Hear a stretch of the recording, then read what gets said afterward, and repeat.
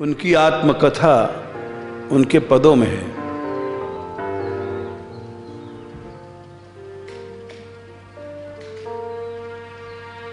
न रात देखती थी न दिन,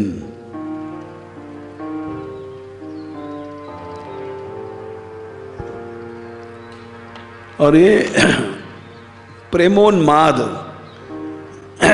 यही गोपी प्रेम था जिसको नाभाजी ने लिखा।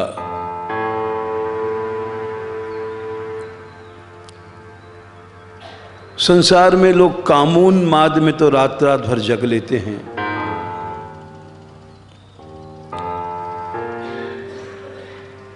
काम कथा काम वार्ता में घर घर कामोन्माद है।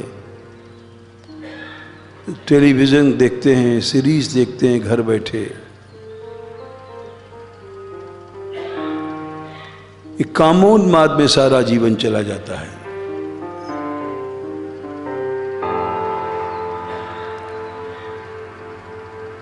मीरा का जीवन प्रेमोन्माद का था, इसलिए उसको समझना बड़ा कठिन है। जो भगवत भक्त नहीं है वो नहीं समझ सकता। इसीलिए उन्होंने नाभाजी लिखा है, दुष्टन दोष विचार।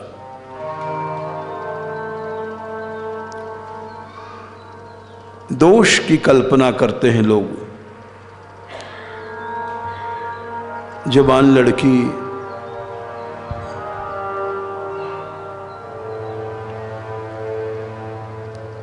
उसका जाना अच्छा नहीं समझते।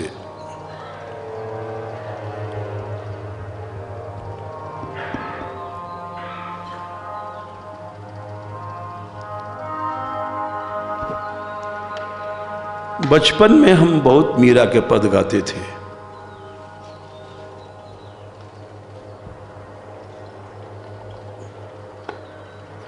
और हम कह सकते हैं कि हम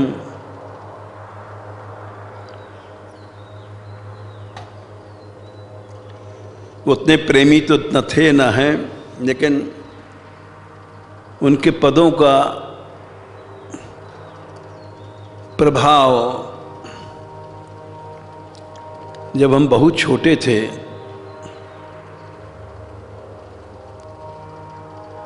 तब भी उनके पद मन में चोट करते थे।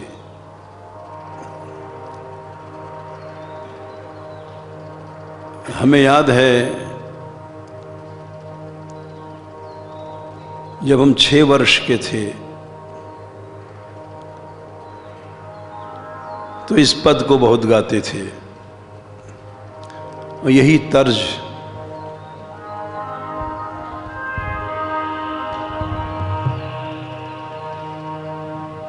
आज भी गा रहे हैं 66 साल बाद।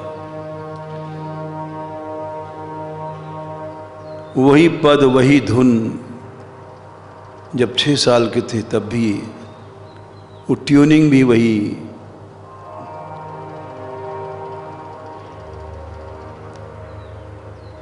उनके पदों का एक प्रभाव पड़ा।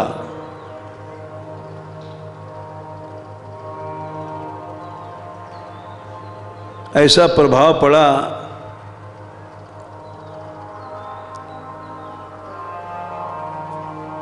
कि आज भी कुछ न कुछ चल ही रहा है। रात के 11-12 बज ही जाते हैं।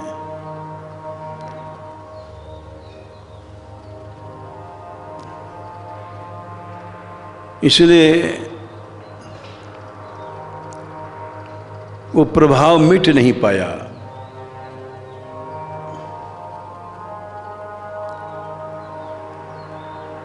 क्योंकि ये सब पद उनके अनुभूत सत्य हैं। कविताएं तो हजारों लोग करते हैं,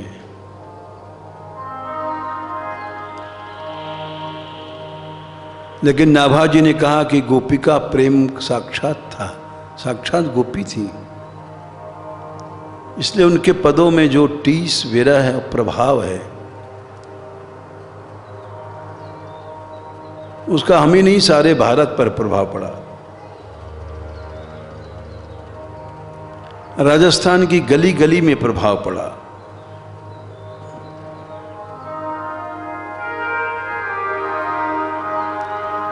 हजारों लड़कियों के नाम मीरा रखे गए।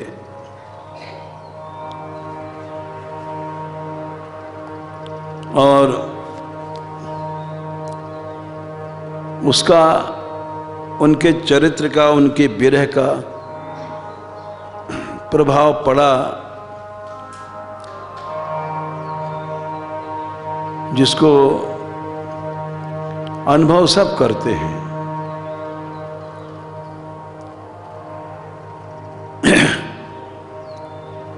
वे रात को दिन में, रात में भी भागती थी, दिन में भी भागती थी। उन्होंने लिखा है, इसीलिए उनको पागल बावरी कहा गया। बावरी ऐसे ही नहीं कोई कह देता है, पागलपन दिखाई पड़ता है तब लोग कहते हैं।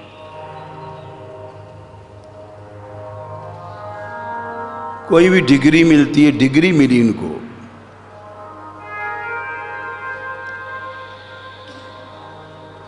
और इस डिग्री को उन्होंने सर स्वीकार किया। आज हमारे पास मथुरा के लोग आए थे, बोले 30 तारीख को हम एक उत्सव कर रहे हैं, उसमें आपको ब्रजरत्न की उपाधि हम लोग देना चाहते हैं कि ब्रज के लिए आप बहुत संघर्ष कर रहे हैं। और सिफारिश भी लाए थे यहाँ के राधाकांत आदि की। हमने उनसे नम्रता से मना कर दिया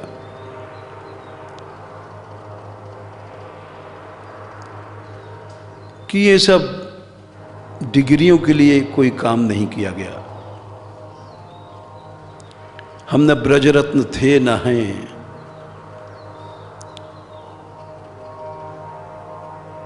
ये सब एकमात्र माया है।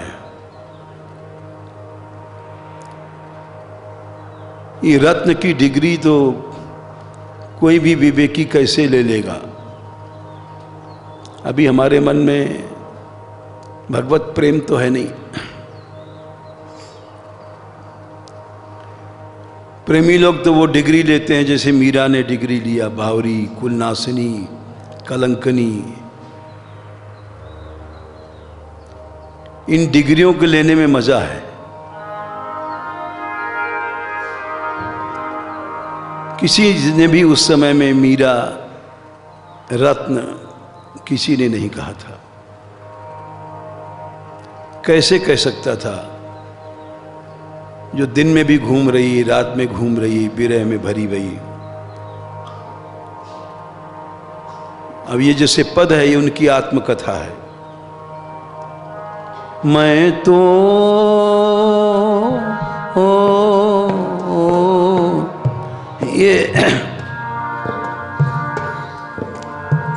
ये ट्यूनिंग बहुत पुरानी है, हमारे बचपन की है।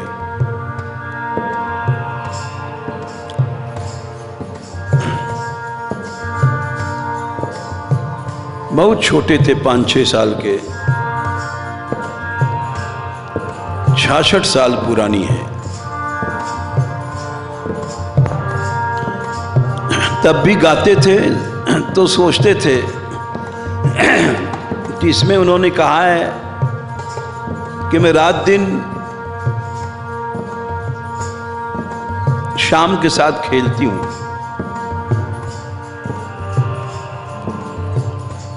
कैसी होगी वो मीरा जिनके साथ कृष्ण रात दिन खेलते थे।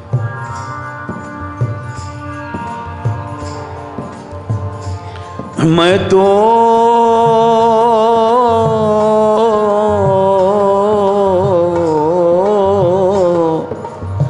गिरधर के संग जाऊं साथ, मैं तो गिरधर के संग जाऊं। मैं तो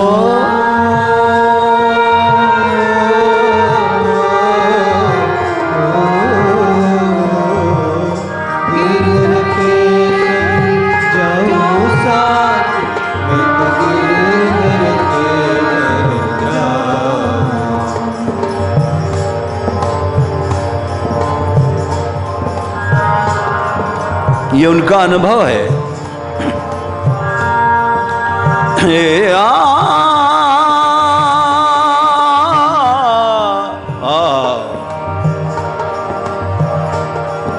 गोपाल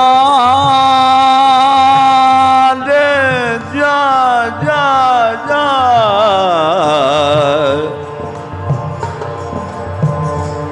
मैं तो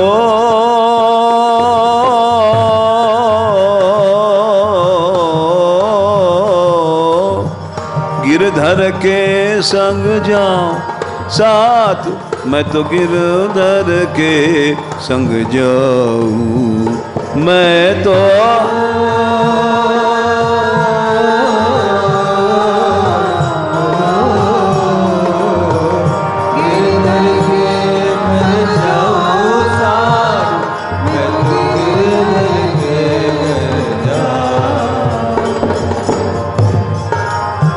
ये जब गाते हैं तो वो हॉल, कृष्ण कुंज एक हॉल था, चारों ओर उसमें कृष्ण के विग्रह थे, चित्र, वो याद आता है, वहां गाते थे हम लोगों।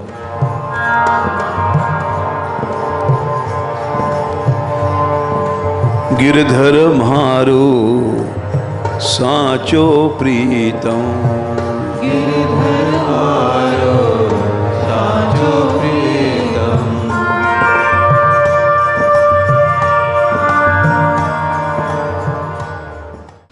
तो ये एक गोपिका की अवस्था तो थी, आपको हमने परसों सुनाया, परसों पहले दिन ही। यों सभी आचार्य अवतार हैं, सखियों ने अवतार लिया, लेकिन वो उनका आचार्य रूप था, आचार्य बने रहे। मीरा का एक आचार्य का रूप नहीं रहा, वो साक्षात द्वापर की गोपी के ही रूप में रही।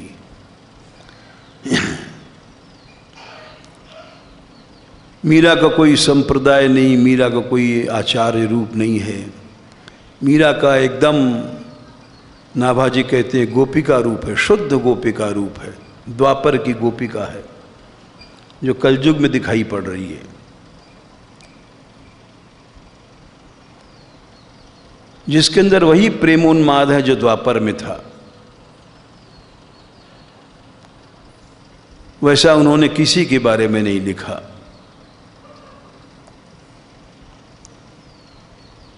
जिसने कुछ भी किसी प्रकार का न भय, न अंकुश,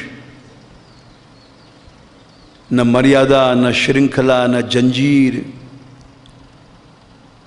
आचार्य बनने में तो बहुत सी जंजीरें, बहुत सी मर्यादाएं, आचार्यत्व की, संप्रदाय की, वैष्णवता की,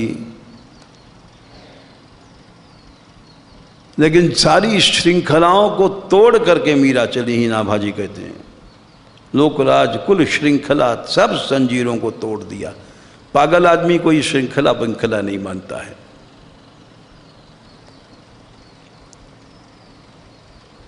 इस तरह से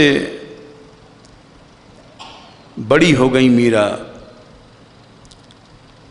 और अब बड़े होने पर फिर समस्या आती है। जो माँ बाप हैं वो तो समाज में बंधे हैं, राजा हैं, रानी हैं, वो सोचते हैं हमारी लड़की जवान हो गई, ब्याह होना जरूरी है। मीरा के पद ही उनकी आत्मकथा है।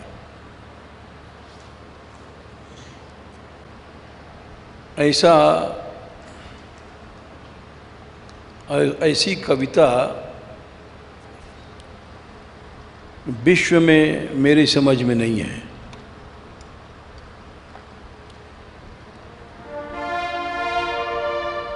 क्योंकि भगवत यश तो उन्होंने गाया, किंतु अपनी व्यथा, अपनी पीर उसके साथ गाया।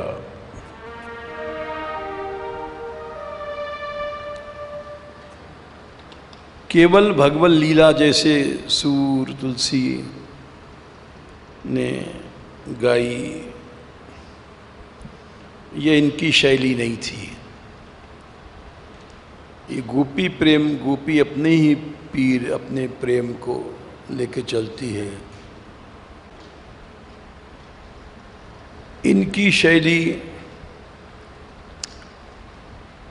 संसार के सभी कवियों से अलग है।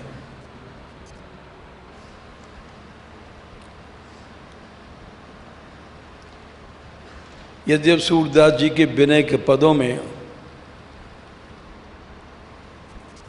उनकी अपनी दैन्य प्रकट होता है, लेकिन वो इस ढंग का नहीं है। वो तो हम जैसे साधकों के लिए एक आदर्श है, शिक्षा है। मीरा जी को न किसी साधक से, न किसी शिक्षा से, न भगवत लीला कि ये अमुक जन्म लीला है, अमुक वो लीला है, न उनको किसी आदर्श से, न सिद्धांत, न शास्त्र। उनकी शैली केवल इतनी है जो उन पे बीत रही आत्मकथा रूप में, उनका अपना दर्द, उनकी अपनी भावनाएं। ऐसी शैली संसार में कहीं नहीं है।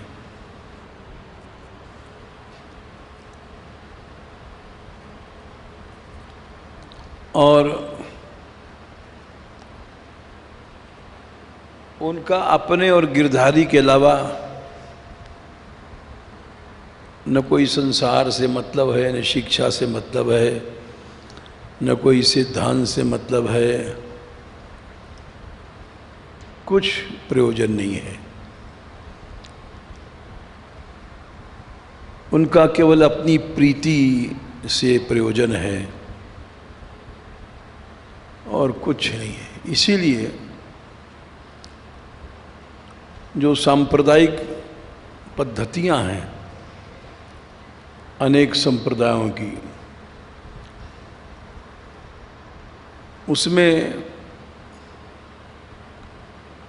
मीरा जी को नहीं गाया जाता।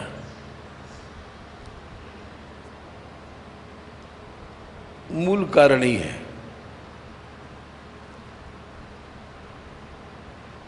कि उन्होंने केवल भगवत लीला को ही लक्ष्य नहीं बनाया। उनका अपने गिरधर के साथ चोली दामन का सा साथ रहा। जैसी प्रीति, जैसी अनुभूति होती गई, वैसे वो बनाती गई।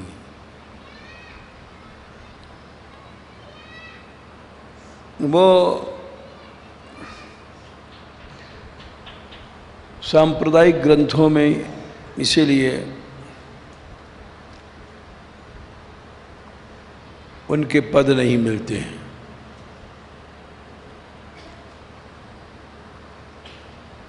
वो उनकी शैली एक स्वतंत्र है।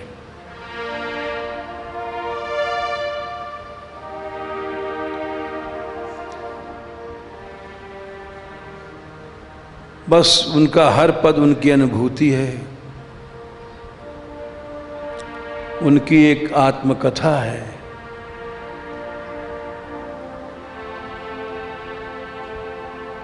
जैसे कल हमने सुनाया था, बड़ी भई तो एक समस्या आ गई कि अब लोग रोकने लग गए, घर के ही माँ ही रोकने लग गई, अब तू जवान हो गई है, अब तू साधु संग में मत जा। रुकना तो उन्होंने सीखा ही नहीं कभी। नाभाजी कहते हैं, निरंकुश अति निडर।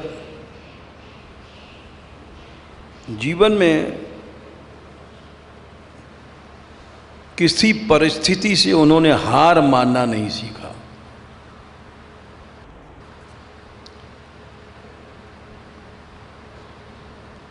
ऐसा नाभाजी ने किसी के बारे में नहीं लिखा है।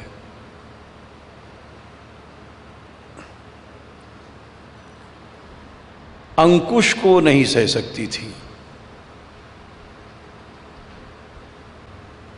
और न उनके जीवन में कोई अंकुश आया तो बहुत, लेकिन उसको उन्होंने स्वीकार नहीं किया। मन मेरो बड़ो हरामी जो मद मातो हाथी, हमारा मन तो एक पागल हाथी है। वो स्वयं अपने बारे में लिखती हैं। पागल हाथी किसी के अंकुश को नहीं मानता है, शासन को नहीं मानता है, भय नहीं जानता है। एक विचित्र प्रकार का व्यक्तित्व था जो कि स्त्री के लिए असंभव है। स्त्री शरीर तो हमेशा अधीन ही रहना पड़ता है, लेकिन सैकड़ों पुरुषों से भी ज़्यादा इनके अंदर स्वतंत्रता थी। न भय माना, न अंकुश माना। बचपन से ही एकदम चौमासे की नदी की तरह बहती रहीं। तो थोड़ा जब बड़ी भई तो बाधाएं बढ़ने लग गईं। सबसे पहले माँ ने कहा कि अब तू रात को नहीं निकलना है महल से। तो कल हमने पद सुनाया था, मायरी मत रोक माँ, मुझे क्यों रोकती है? मत बर जय माई, माँ को डांट दिया। मैं साधा दर्शन जाती।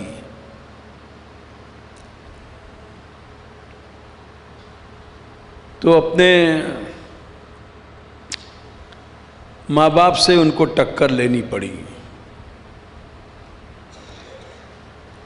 ये नारी शरीर ऐसा है कि इसको स्वतंत्रता नहीं मिल सकती। इसका बनावट ऐसा है, अनाचार का, बलात्कार का अनेक भय रहता है, लेकिन किसी भी भय को मीरा जी ने स्वीकार नहीं किया। ऐसा स्त्री शरीर में नहीं होता है। वनों में, जंगलों में, चाहे जहाँ चले जाना, अकेले।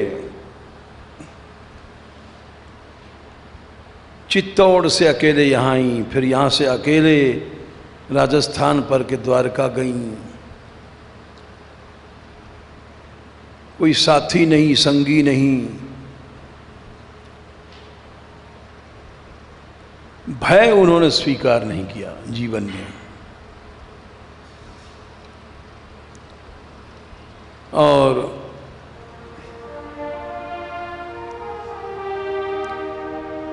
उसका कारण था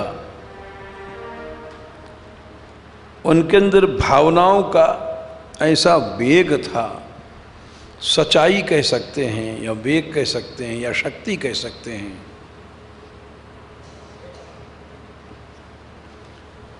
भावना में सत्यता है तो अवश्य रक्षा होती है, यदि सही भावना है तो उसको कोई संसार में गिराने वाला नहीं है। आज भी द्रौपदी जी थी, उनके जीवन की घटना है। 1 साल तक गुप्तवास में उनको रहना पड़ा विराटनगर में। पांडवों को भी वेश बदल के युधिष्ठिर राजा के पाशा खिलाने वाले नौकर बने, भीमसेन रसोइया बने, अर्जुन को शाप था हिंजड़े बन गए थे। नृत्य सिखाने वाले, नकुल सहदेव अश्वरक्षक और गोपाल गाय के रक्षक बने। तो रानी द्रौपदी भी महारानी सुदेशना जो थी उनकी परिचारिका बनी, सेविका बनी। द्रौपदी जी का सौंदर्य ही महाभारत का कारण था। वो इतनी सुंदर थी, अग्निकुंड से प्रकट भई थी। दुर्योधन उनमें, उनके रूप में आसक्त था। उन्होंने अपमान किया था। वो जो यज्ञशाला में, तो उसने बदला के लिए चीरहरण की योजना बनाई थी कि इसने अपने रूप मद में हमारा अपमान किया है। तो वो जब नौकर थी सुदेशना जी के विराट नगर में, तो वहाँ कीचक था सुदेशना का भाई। 10,000 हाथियों की ताकत थी उसके अंदर। भीमसेन का टक्कर का था और उसका सारे महल में रुआब था। उसी के बल से राजा विराट राज्य करते थे। कोई औरों को हमला नहीं करते थे। उसने रानी से कहा कि देखा एक दिन द्रौपदी को और कहा कि इसको भेजो हमारे यहाँ मदिरा पात्र लेकर के। बहन डर के मारे कुछ कह नहीं पाई, सब डरते थे उससे। तो सुदेशना ने कहा, सैरंध्री तुम ये आसव पात्र हमारे भाई को दे आओ। द्रौपदी समझ गई, किंतु रानी साहब मैं आपकी नौकरानी हूँ, मैं किसी पुरुष की तो नहीं हो सकती ना। साफ मना कर दिया।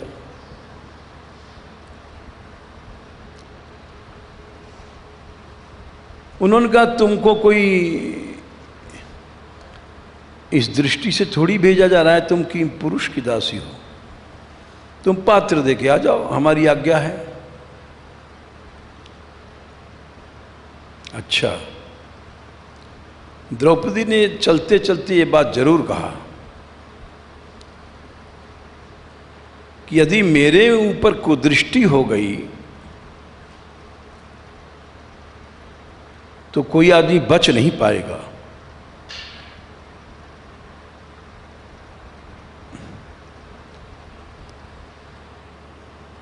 तो हंस गई रानी,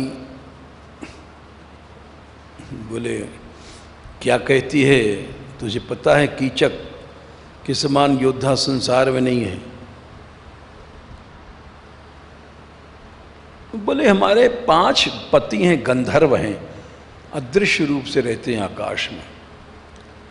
संसार का कोई योद्धा वोधा उनके सामने नहीं रुकता। आप सोच लीजिए। न जा गई।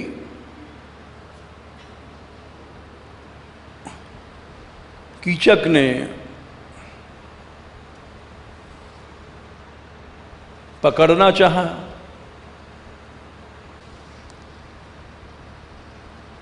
द्रौपदी ने सूर्य की ओर देखा,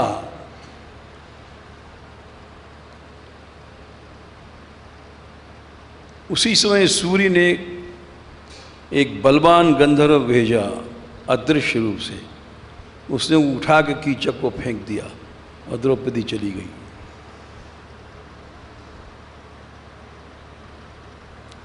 न कृष्ण की आवश्यकता पड़ी, न पांडवों की, न किसी की। ऐसे और भी वन में हुआ है, जयद्रथ गया हरण करने।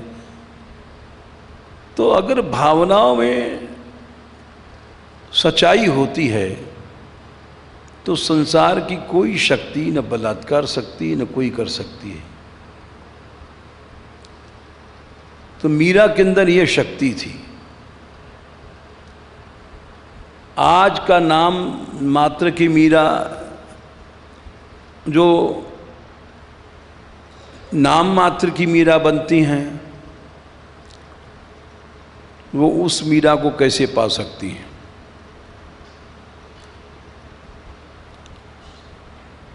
उनके बारे में व्यास जी ने लिखा है, क्या भाव था उनका। मीरा बाई बिन को संतन पिता जान, हर संत के गोद में बैठ के जैसे छोटी सी बच्ची लिपट जाती थी। पिता जान उरलावे, शुद्ध पिता का भाव रहता था।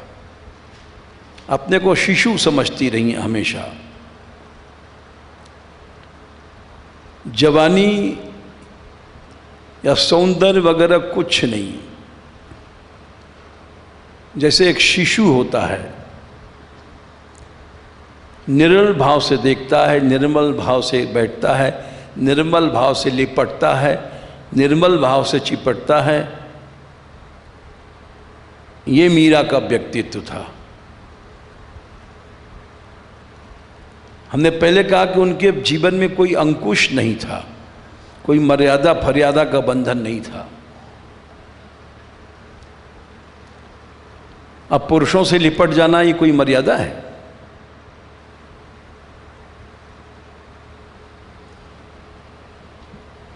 मीरा बाई बिन को संतन पिता जान, लेकिन उनका ऐसा भाव था, उसमें मर्यादा की कोई जरूरत नहीं है, अंकुश की कोई जरूरत नहीं है।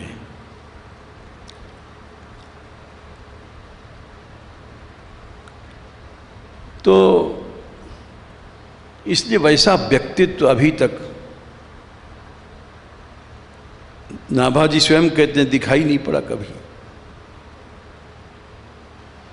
एक स्त्री होकर के निर का अंकुश अति निडर, अंकुश आए सामने, इसीलिए जहर पीना पड़ा, कितनी बार मौत का सामना करना पड़ा, लेकिन उन्होंने अपने भावना के सच्चाई के कारण सब परिस्थितियों को जीता। और नाभाजी कहते हैं कि गरल अमृत ज्यों जहर अमृत बन गया।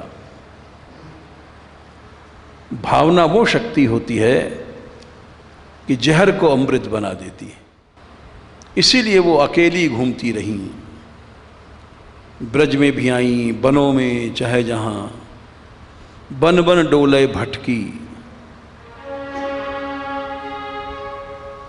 ये सब उनके पद, उनकी आत्मकथा हैं।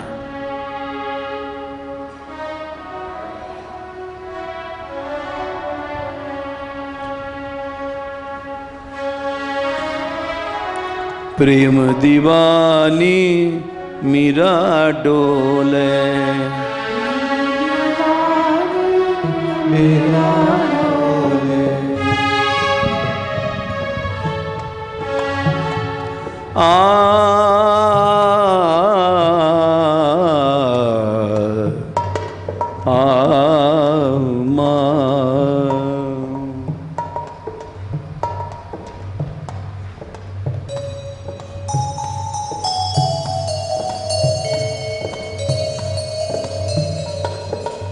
प्रेम दीवानी मीरा डोले, प्रेम दीवानी मीरा डोले, बन बन डोले भटकी राणा जी, बन बन डोले भटकी राणा जी।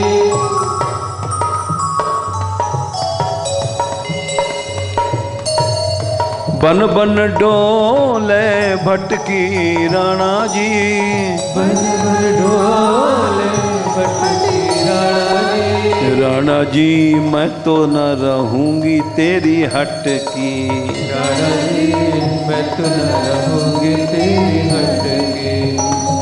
हटकी तेरे रोकने से, तू राजा है तो क्या हुआ, मैं नहीं रुक सकती हूँ, मैं मीरा हूँ। राणा जी मैं तो न रहूंगी तेरी हट की। राणा जी मैं तो न रहूंगी तेरी हट की। क्या शक्ति थी, मैं तो ना रहूंगी तेरी हट की राणा जी। मैं तो न रहूंगी तेरी हट की राणा जी। राणा जी मैं तो न रहूंगी तेरी हट की। राणा जी मैं तो न रहूंगी तेरी हट की। तो उन्होंने अपने जीवन में कभी कोई अंकुश, बंधन, भय नहीं माना।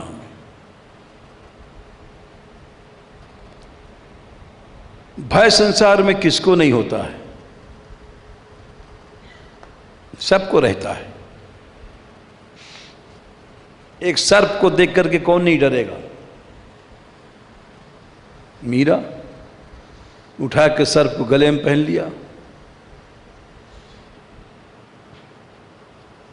भय होता तो ऐसा क्यों करती?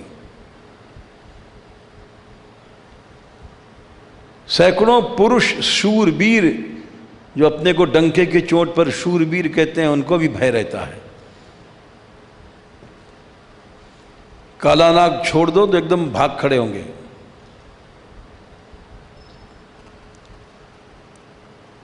विष का प्याला दे दो, कोई नहीं शूरवीर पिएगा।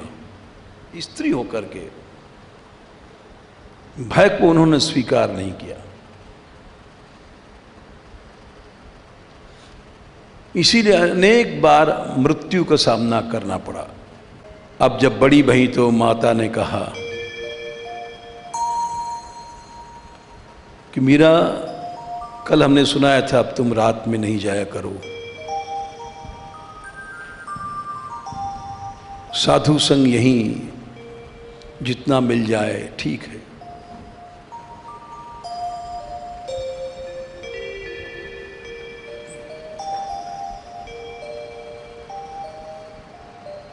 मीरा ने उत्तर दिया, ये लड़कपन का पद है। बाला, बाला कहते हैं अपनी सहेली को।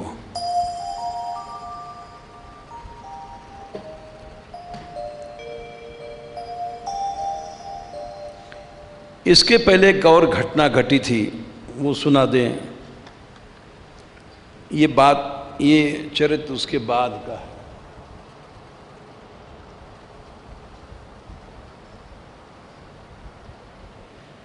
जब छोटी सी थी, ब्याह वा नहीं जानती थी, राजमहल में बहुत पहरा रहता है,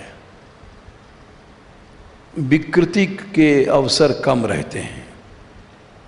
इतना पहरा रहता है कि वो उस जमाने की बात है, पुरुष तो कोई घुस ही नहीं सकता था अंतःपुर में। तो जब थोड़ी बड़ी भई तो इन्होंने कभी बारात नहीं देखी थी।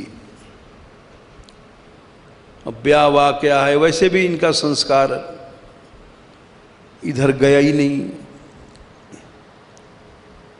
आपस में लड़कियां बात करती हैं तो ये दूल्हा है, बारात है, ज्ञान हो ही जाता है। लेकिन उनकी ऐसी कोई न सहेली थी, न बनाई उन्होंने। तो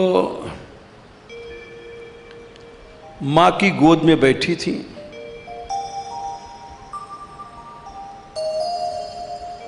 राजमहल के ऊपर से इनकी माँ कोई बारात देख रही थी। राजघराने की कोई बारात आ रही थी। मीरा ने पूछा, माँ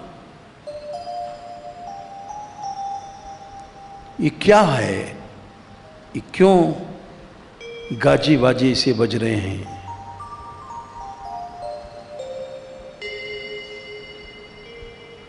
माँ ने कहा कि बेटी ये बारात है। बोले बारात क्या होती है? देखो ये जो बीच में सबसे ऊपर मुकुट पहने हुए घोड़े पर ये दूल्हा है, ये कहाँ जा रहा है? इसका विवाह होगा किसी लड़की से, वो उसकी दुल्हन बनेगी।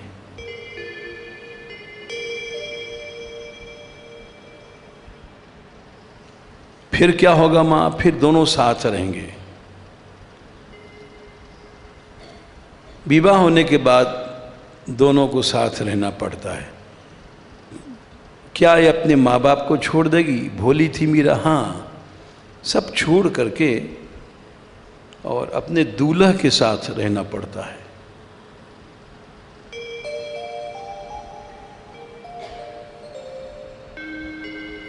तो बोली मेरा दूल्हा कौन है?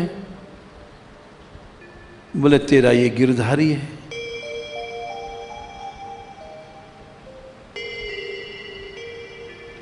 अच्छा, सुनते मान घूंघट निकाल लिया। अच्छा बता दिया तूने।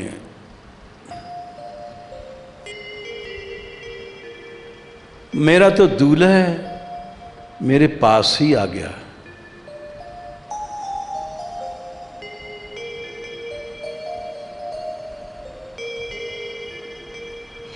एक दिन बड़ी तो हो गई थी, विवाह की चर्चा चली कि मीरा का संबंध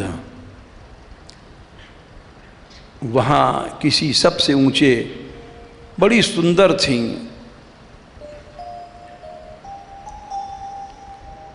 सबसे भारत का उस समय बड़ी गद्दी, चित्तौड़ गद्दी थी क्षत्रियों की। बोले मीरा के लायक तो वही, मीरा को चित्तौड़ की महारानी बनना है। राजपूतों में सबसे बड़ी गद्दी थी।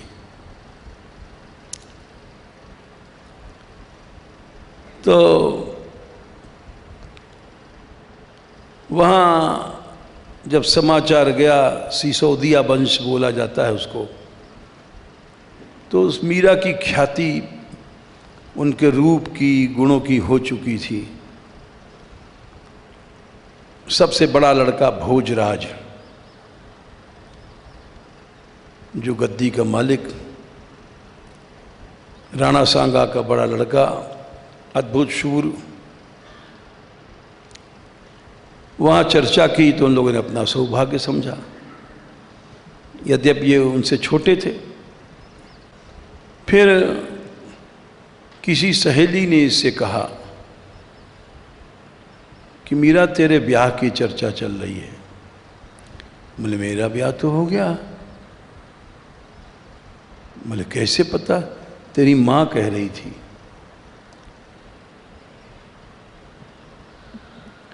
मेरी माँ? झूठ। मेरी माँ ने ही तो कहा था कि तेरा दूल्हा गिरधर है। दौड़ के अपनी माँ के पास गई।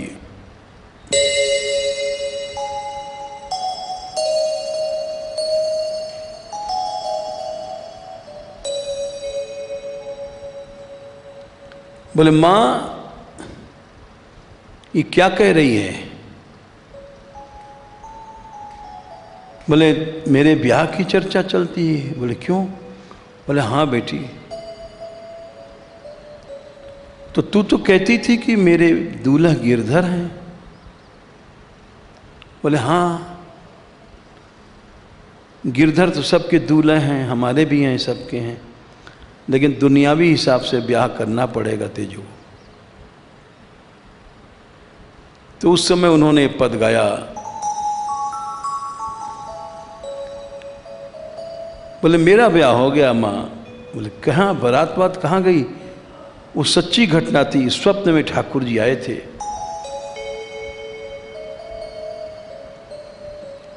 और सारी लीला उन्होंने जो देखा था, यही तो कहा मीरा की आत्मकथा है। माई माई माने सपने भरी गोपाल, माई माने सपने में भरे गोपाल।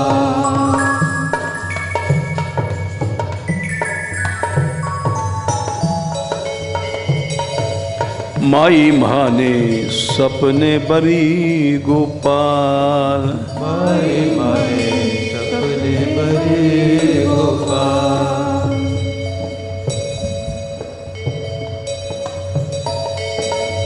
सपने बरी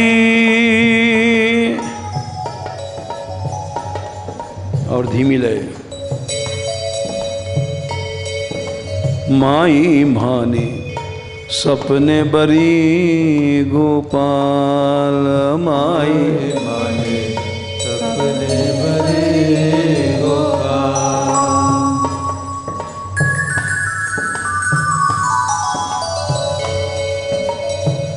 सपने बरी गोपाल माई महाने सपने बरे गोपाल माई माने माई माने सपने बरी गोपाल माई माने सपने बरे गोपाल। अपने माँ से कह रही है, बोले झूठ बात है। नहीं माँ, मैंने सपने में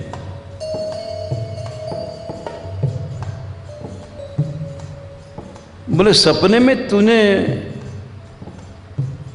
तुझको क्या वरण किया गिरधारी ने? बोले हाँ, जैसे ब्याह होता है वैसे मुझको चुंदरी उड़ाई गई थी, हाथों में मेहंदी लगाई गई। राजस्थान में मेहंदी बहुत लगती है, नामी है वहाँ मेहंदी, ऐसा हिंदुस्तान में कहीं नहीं है। बड़े बड़े बेल बूटे मेहंदी में बहुत समय लगाते हैं। तो बोली मैं, मेरी मेहंदी रची गई, चुंदरी उड़ाई गई, राती पीती चुनरी ओढ़ी, राती पीती चुनरी ओढ़ी,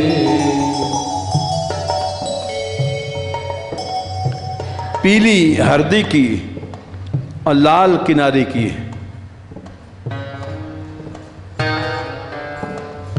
राती पीती चुनरी ओढ़ी, राती पीती चुनरी ओढ़ी,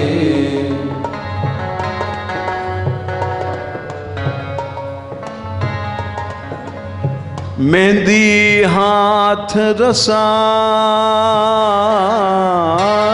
मेहंदी हाथ रसा,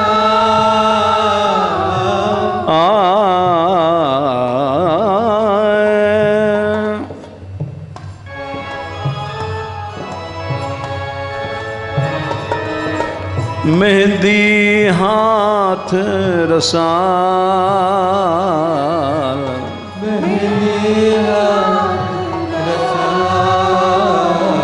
माई भानी सपने बरी गोपाल माई माने सपने बरे गोपाल।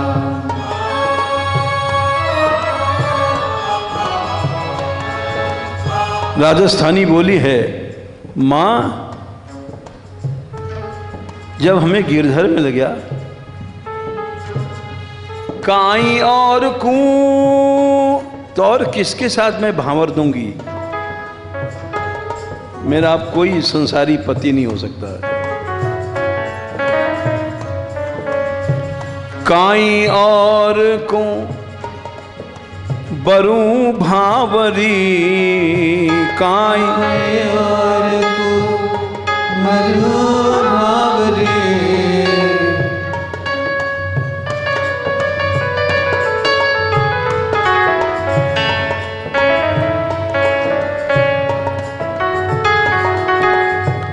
काई और को बरू भावरी, काई और को मरु भावरी।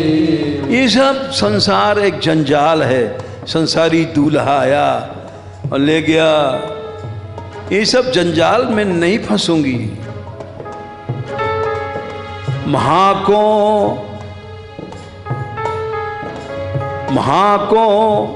जग जंजाल, जग जंजाल,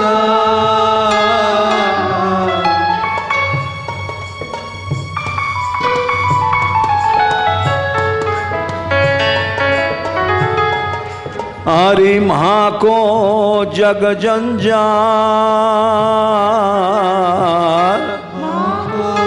जग जंजाल।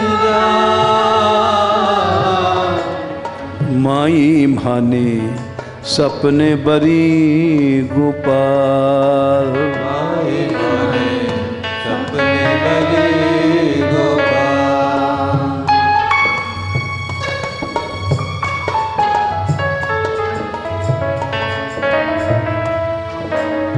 मीरा के प्रभु गिरधर नागर, मीरा के प्रभु गिरधर नागर।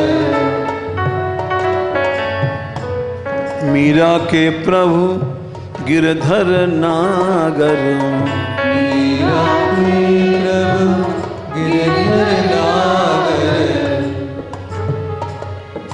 करी सगाई हाल, करी सगाई हाल।